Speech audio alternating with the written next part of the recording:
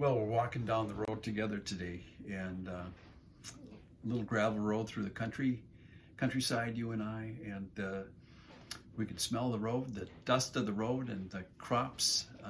We can smell them off to the side, and we're going through dairy country, and you can smell the cows, and it's a sweet, sweet place, and I'm enjoying walking along with you.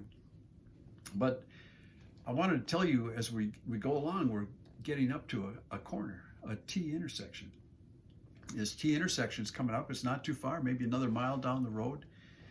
What you'll see off to the right when we get to the T, is that there's a farm there, and that farm is being farmed by a guy named Soren. And so a lot of people call that Soren's Corner. And pretty much everybody gets to that corner one day or another. And some folks call it by his last name, Kierkegaard's Corner, but who can remember that? I call it Soren's Corner. So you get up to Soren's Corner.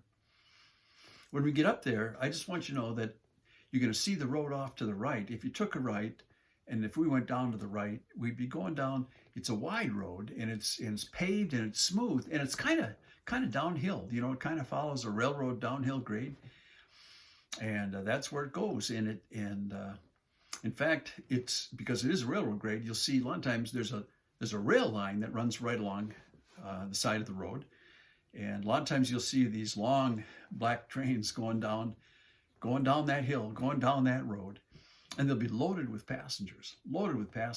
And later on, maybe if you're there a day later, you'll see the train on its return trip, and pretty much nobody's on it. Pretty much everybody stayed down there. What's down the hill is a city, and there's a city down there, and it's a big city. And folks kind of like it down there. There's lots of busy things to do, and there's lots of shiny things to buy, and you can get pretty much what you want down there. You can get gadgets, or you can get sex, or you have fun, different entertainments. There's always noise. There's always things going on. It's almost nobody ever leaves. Almost everybody stays down there. They call that city Babylon, some people. But there was a young guy a couple of years ago that did come back. It's a different story. But he went down there. He had gotten his money from his dad. So, he would have inherited some money, but he got his money ahead of time from his dad.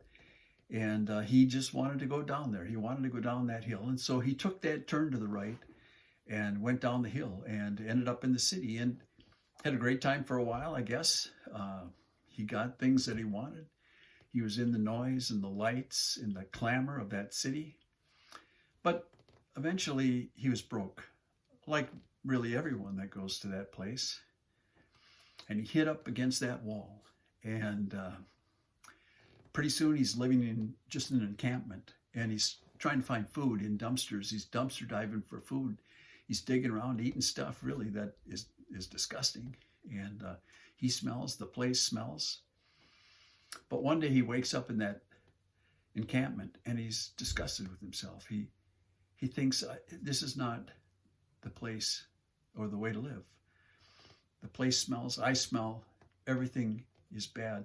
But in my father's house, there's many rooms and plenty of space, and it's clear, and even the servants, everybody is happy and well cared for. And I'm going to go back to my father.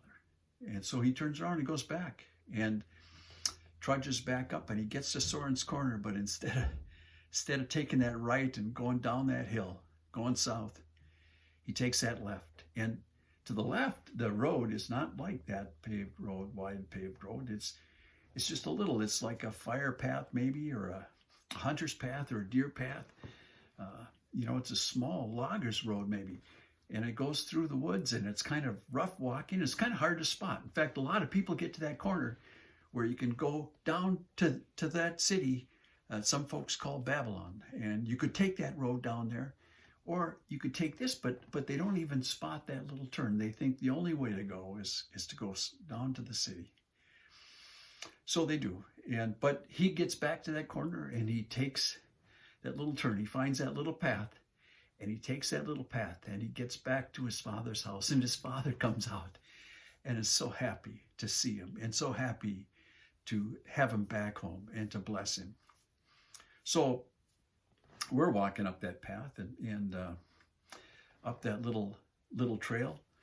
But when we get to that turn now, we're gonna take that turn and we're gonna head off because they tell me that if you take that little path to the left, they tell me that it seems like a little rocky path, and it's not always an easy walk, but they tell me that it leads to a country where the people are free, where the people are happy, where there's no crime. There's not that racket of the city and the lights and the noise.